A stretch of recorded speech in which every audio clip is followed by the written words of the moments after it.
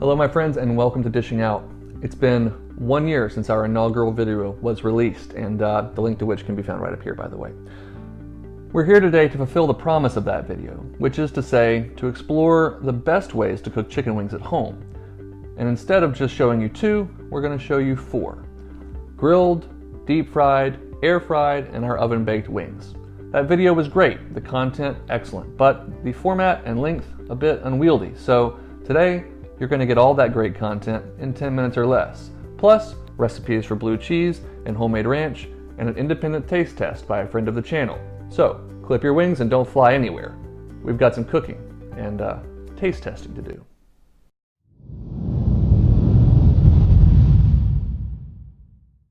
Alright, first, no wing is complete without a good dip, and as is well documented, I am a blue cheese person, so let's make our own. Again.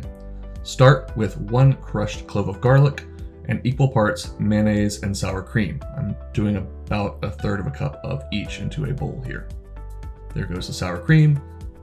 Now we're going to need to add in about 1/4 cup of buttermilk, about 1 tablespoon of distilled white vinegar or the vinegar of your choice, a couple splashes, about 1 teaspoon or so of Worcestershire sauce, some freshly cracked pepper, a pinch of salt, and a pinch of sugar. I'm doing about 1/2 teaspoon here to help balance out all the acidic flavors. Next up, about 2.5 ounces of crumbled blue cheese. Once you've got that in, mix everything to combine, and if the consistency is a little bit too thick, you can always add a splash of buttermilk. If it's too thin, add some more mayonnaise and sour cream.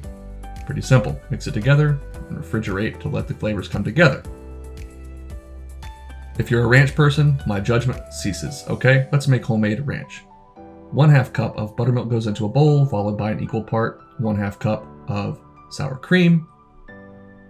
To this, we're going to add 1/4 cup of good quality mayonnaise, a pinch of salt, freshly cracked black pepper, and 2 medium cloves of garlic. You could get away with 1 very large one if it was indeed very large. You want about 1 tablespoon of fresh garlic.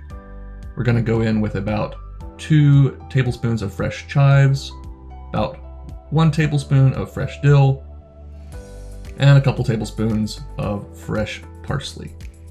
Once those are in there, squeeze in some lemon juice, about 1 teaspoon I think would do as well, and mix everything together to combine. Alright, now we can talk about wings. As we documented in our first episode, I like to buy them whole and cut them up myself to save a little bit of money. So you're just going to look for the joint between the flat and the drum, cut down between them. Once you've opened that up, go right between the bones and cut through, including the skin.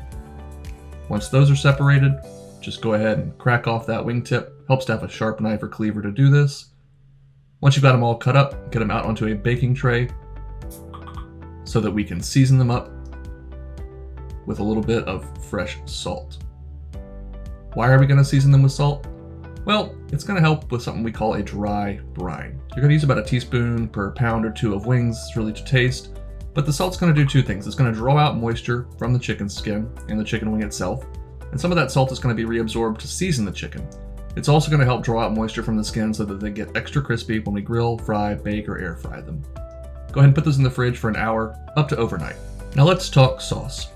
I like a 4-to-1 ratio of hot sauce to butter, and in this case I'm using my favorite hot sauce, Texas Pete. If you're a spice wimp, no offense, maybe go with a 2-to-1 or 1-to-1 ratio. Now I've got 3/4 cup of Texas Pete there. You can see we need a little more, and so for an extra kick, I'm going with Pete hotter. To me, this combination renders the perfect hot buffalo wing, but again, if you don't like all the spice, alter to your taste. 1 cup of hot sauce goes in with 1/4 cup of butter, pop in the microwave on low heat to melt and combine. Now our first method of cooking is going to be our grill. I've got some natural lump charcoal that I'm just going to spread out, and you could use any kind of charcoal grill that you wanted to do this with. Even a gas grill would work. Charcoal does render the best flavor. Go ahead and get it set up for low and slow indirect cooking, vent open, and bring that up to 250 to 275 degrees.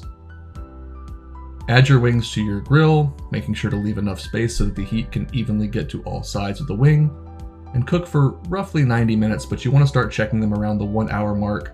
If they go over 165, it's quite alright. There's plenty of fat in there. The most important thing you want is to get some good charcoal smoky flavor into that skin.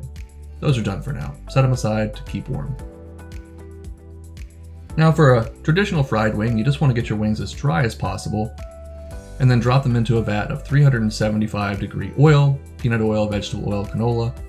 Try not to overcrowd it and cook those, stirring occasionally for about 10 to 12 minutes until they're cooked through to 165 in the inside. Once they're done, get them out to drain and toss in the sauce. Now for our air fried and baked wings, we need a special ingredient, but first, get them as dry as possible. Water never helped anything get crispy. Next, get them into a bowl, and now bring on the magic ingredient, baking powder. You're going to put over about a teaspoon or two of this per serving of wings, and what it's going to do is help the skin get nice and crispy as that baking powder reacts with the fat in the chicken skin in the oven and air fryer. Toss until each wing is lightly coated in your baking powder. I promise this is not going to mess with the flavor. Get them back on the baking tray, and we're ready to cook. For our oven-baked wings, go ahead and get those laid out, again leaving some space between them, and they're going to go into a 425 degree oven for 45 to 60 minutes until they are as golden brown as you like on the outside. You can optionally increase the heat to 450 for maximum crispification in the last few minutes. Sounds pretty good to me. Alright, lastly we have our air-fried wings. Preheat your air fryer for 3 to 4 minutes at 360 degrees and get them in a single layer in the bottom of your basket. Place them back in the air fryer and set it for 360 degrees for a total of 12 minutes. Now we're going to have 3 cooking stages here, but this first one is just to do the first side. After 12 minutes, they're going to start to look a little brown, but they need a flip. Go ahead and flip them all over halfway, put them back in, and let's cook them for another 12 minutes at 360. Once that time is up, they're almost done. You could certainly eat them now, but if you want maximum crispy crust, go back in at 390 for only 5 measly minutes, but what a difference it makes. Check these out. Now, as for getting these sauced, I refer to, well, myself from season 1. It's much easier to toss the wings, to combine them in the sauce, than it is to dip them or try and dredge them or apply it any other way. So just toss them around until you've coated them all equally. Now let's see which wing reigns supreme. Well, that was a lot of work, but I have a suspicion it's going to be quite worth it. Now, as much as I believe in my ability to make an impartial judgment on the flavor of food, I thought we'd bring in a special guest to give us our taste test. Friends, Uncle Russ, or his Christian name Ryan, since we're no longer incorporating all the sketches into the show. So, we've got the chicken wings, 4 ways, and he's going to break it down and tell you which one is best. So, those are the oven-baked wings, those are the air-fried wings, traditional fried wings, and grilled. Well, let's start with the traditional.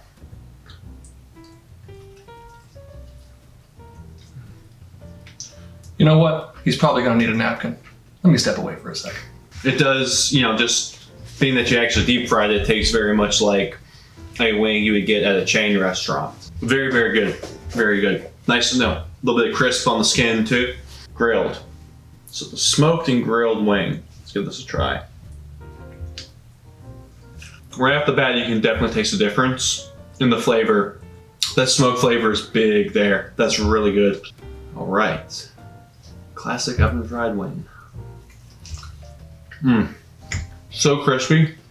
The skin on this one definitely gets a little crispier than both the fried and the grilled wing. And last, we're gonna try the air fryer wing. Very interested. I've never had a actually air fried anything before, so. Crispy. I think a little less so than the oven wing, but not that noticeable difference. I think you could do one or the other in the blind taste test. I probably couldn't tell you. I think off of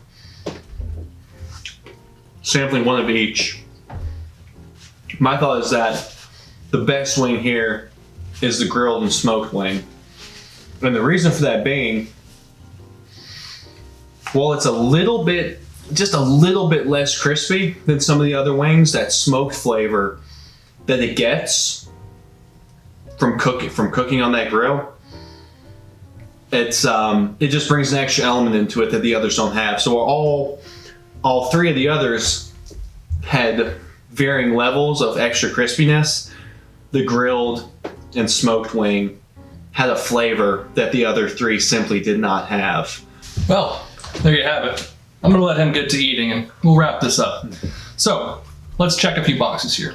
If you want maximum crispiness and time is not a concern, the oven baked wing is probably your best friend. If you have an air fryer and you want crispy skin and don't want to have to wait quite an hour to get it, air fryer is the way to go. If you don't mind cranking out a big pot of oil and doing it the traditional way, well, there's nothing wrong with that either. But if you're fortunate enough to have a charcoal grill that you can add any kind of smoky component to, whether it's just lump charcoal or hardwood, according to Uncle Russ, Ryan, that's the way to go. So, make one, make all four. I don't recommend doing it all in one day though, just personal experience. Let us know what you think. Thanks for watching.